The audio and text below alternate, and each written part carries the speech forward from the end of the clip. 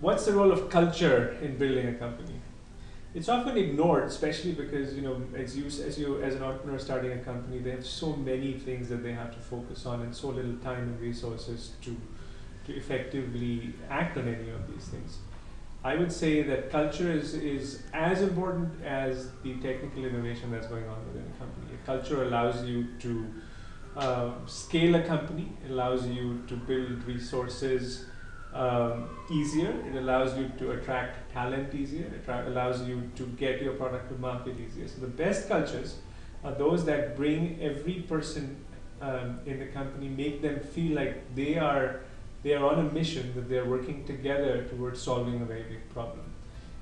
This is very hard to differentiate between a good culture and an inspiring leader. Not necessarily do we have both in every company, but when those two come together, it's when you create the best results.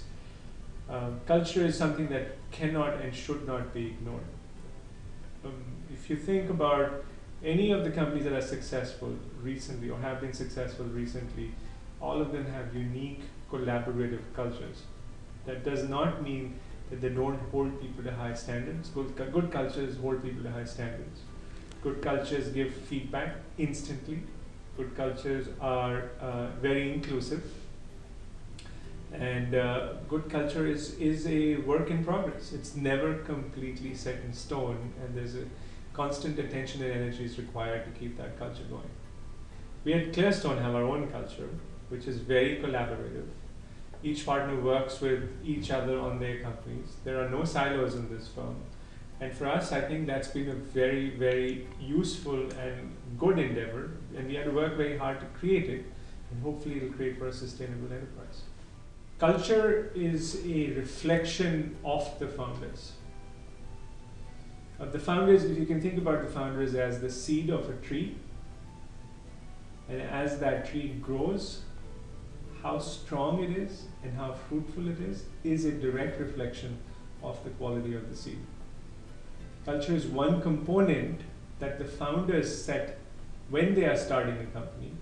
It's almost impossible to change once it's set, which is why it is really, really important to set upfront as you are starting a company. What kind of culture do we want to have? What kind of hiring do we want to do? What kind of training do we want to do? How do we bring new people in?